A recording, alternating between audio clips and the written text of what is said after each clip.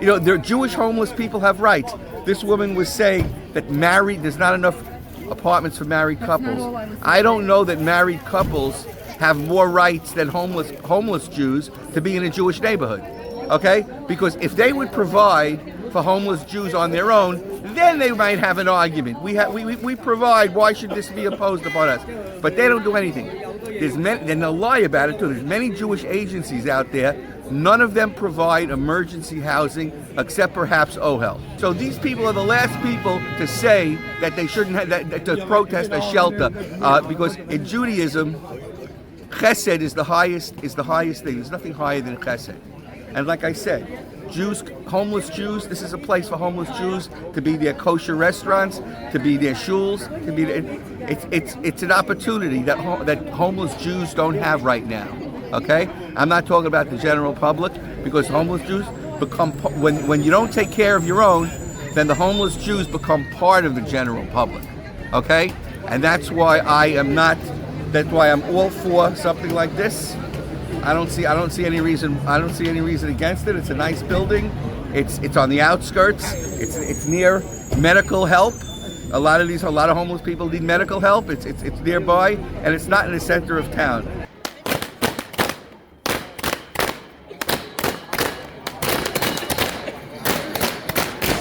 I support this shelter. I support the construction of shelters because they're needed. Really?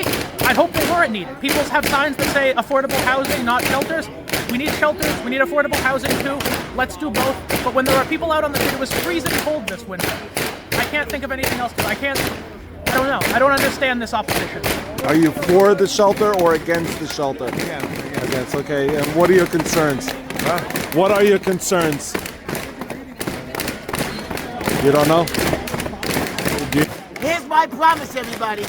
This shelter, once I become councilman, is going to be shut down. My research has already shown that the permits are illegal. One promise I'm going to give you. Within 10 days after I'm elected, this place is going to get a stop work order. Happy Boro, everybody! Happy Boro! Now, what happens if you lose? Guaranteed to win by flying colors. And let me just tell you one thing, my friend. Even if I lose, I'm still going to shut this place down. How? Well, if they did the research, you would have seen that half of the filings are illegal, plus the 3 different permits that they've gotten, plus their contract and agreement that you guys did not read over with the city, does not let them comply to be a homeless shelter over here. We will not allow this, that I promise. The Cuomo is going to be, he's running for mayor, as we all know, and he's going to be sitting down with Jewish communal leaders. What's your response to communal leaders that want to sit down with former Governor Cuomo? Well, I don't know what to do with Governor Cuomo. He murdered 15,000 people in the nursing homes, forcing them to take in people who had COVID-19 when he knew darn well that that these are very vulnerable people, they would get sick. 15,000 people died. I spoke to someone in the nursing home business. There was one from a person who did not yield to the pressure from the governor. And when the governor was asked, why did you do it later, he said, why did you listen to me? Other side, come on. Okay? Why did you listen to me? You see? So he wiggled out of it, okay? I like Mayor Adams, because Mayor Adams is a good man that I've worked with in the past. He goes to Lubavitcher Rebbe, see him on a regular basis. I was just there. They said he's there on a regular basis. He likes Jewish people. He tries his best to be nice to the Jewish community. Governor Cuomo is a very ambitious politician. He has already shown that he's ready to murder 15,000 people in nursing homes. He likes to go to gay pride parades, so he's not exactly our cup of tea. Now we got 3 shelters. The Asians are protesting 86 25th Avenue, 240 days. I mean, they've led the way. They just announced they're putting one on Avenue U. They want to convert this to a shelter. They want to drive out people in the residential communities the corporate developers and the socialists. Socialists don't believe in private property, and the corporate developers want these houses so they can build high-rises. Can't be done. That's the heart and soul of Brooklyn. Private homeowners, Queens, private homeowners, Staten Island, private homeowners. They want to drive them out. The city of yes, which is the city of no, which basically says, you got a private house, get the hell out of here. Now, if you become mayor, what would your policies be? Where would you put the homeless people? Because they do need a place. So where would you put them? Well, first off, if you notice, they found $5 billion for migrants, illegal. Where'd they find the $5 billion? They say we don't have money to care for our homeless and emotionally disturbed. De Blasio, $1.5 billion over 5 years for a program called Thrive that was supposed to help the emotionally disturbed. He stole the money. There was not one emotionally disturbed person helped. So what you got to do is you got to find the space in areas that do not impact on residential communities. And there are plenty of areas in the city, if you look. And then if they need specialized care, we make sure our citizens are taken care of first before illegals or migrants that we don't even Would you reopen the 53 shelters that Mayor Adams just said a couple weeks ago that he's closing because there's no problem? It depends on what the area is. I mean, each neighborhood is different and unique.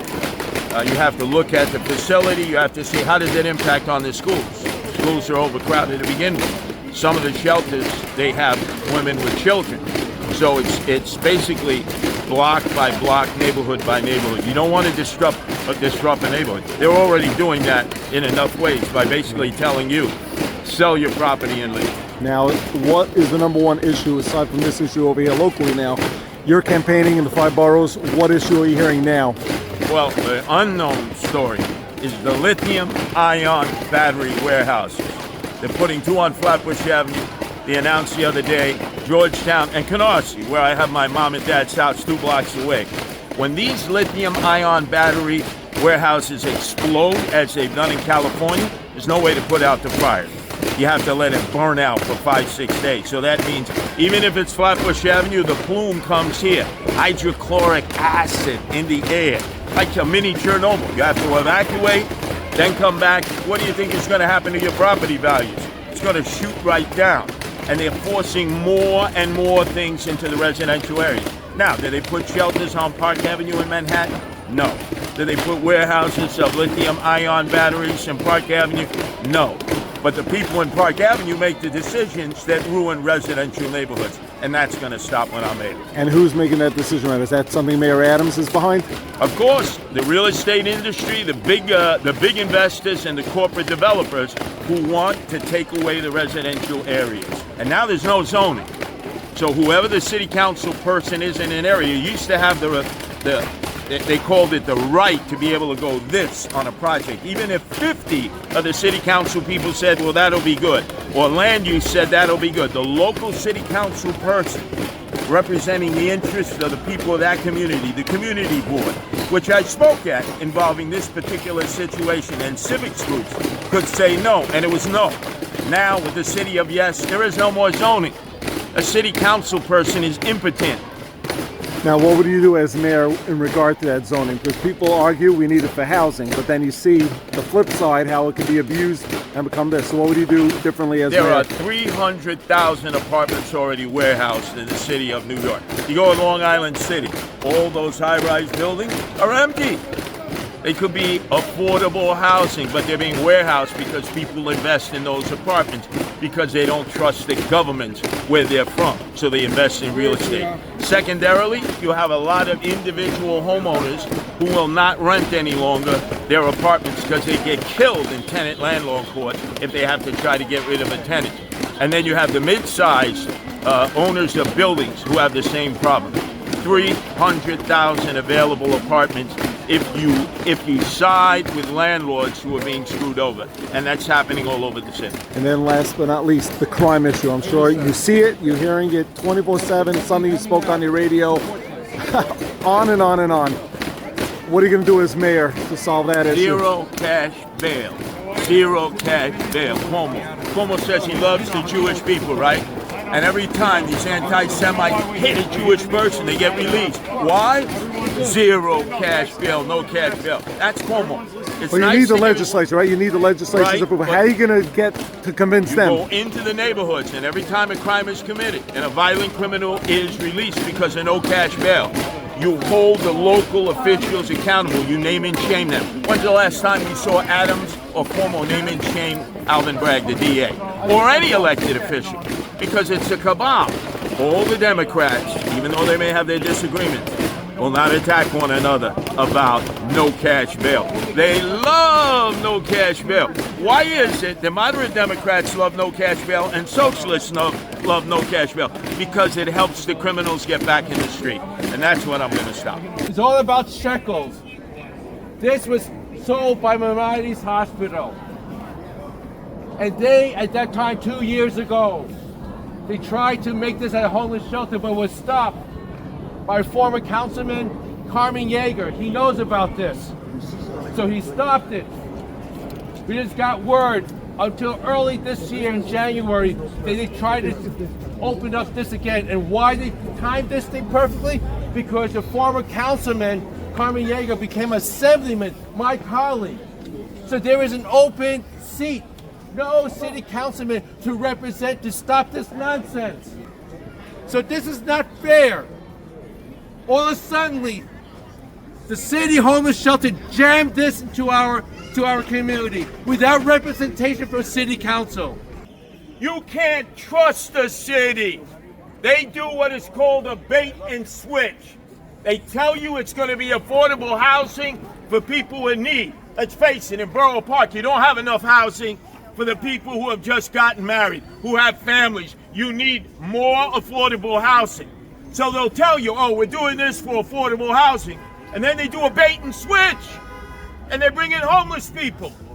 You have dozens of children who wait here on the corner for a bus every day.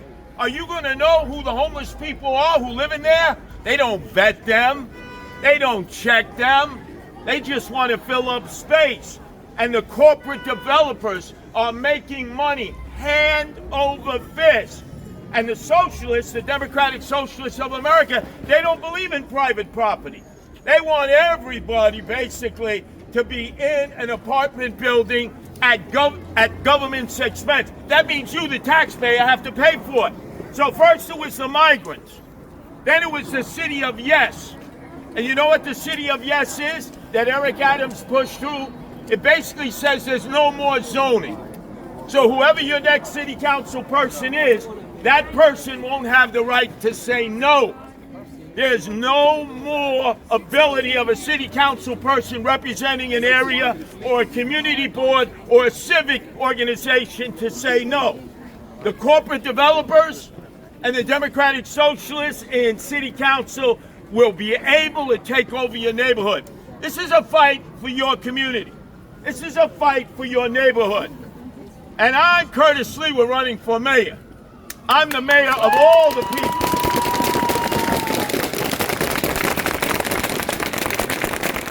Working class people who pay the taxes, not the wealthy on Park Avenue in Manhattan. Do you see any shelters on Park Avenue in Manhattan? No. Not one. Do you think they would allow that or tolerate that? No. Absolutely not. So if it's good enough for Park Avenue in Manhattan, it's good enough for Bensonhurst, Borough Park, and now Avenue U in Brooklyn. We must fight, fight, fight this. Do not give up. Do not surrender.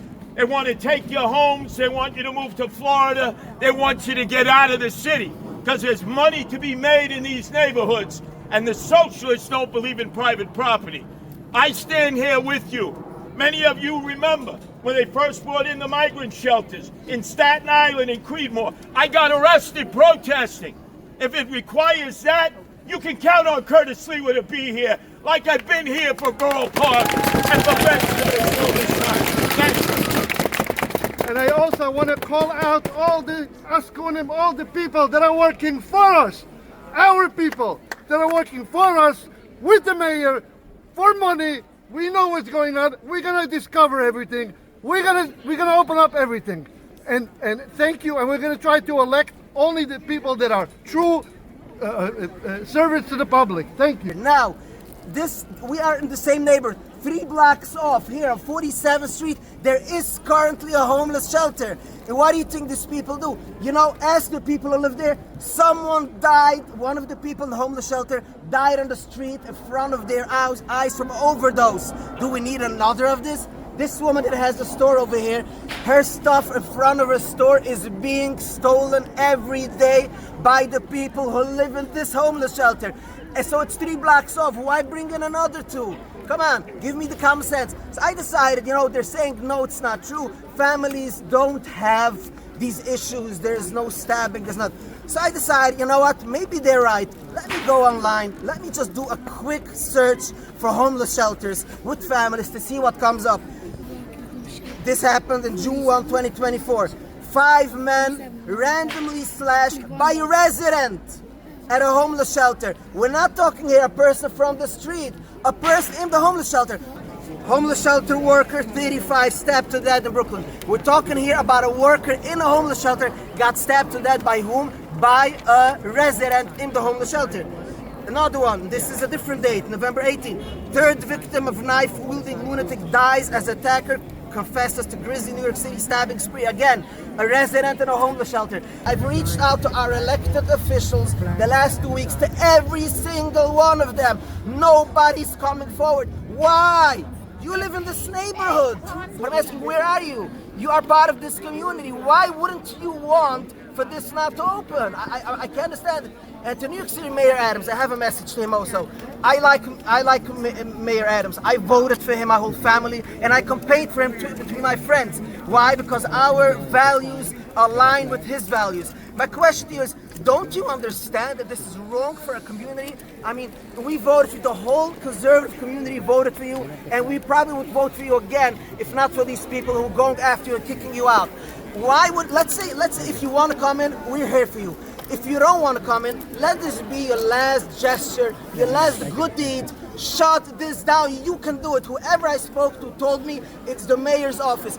Dear Mayor Adams, I'm begging you in the name of the community, please shut it down. You wouldn't want this next to your house.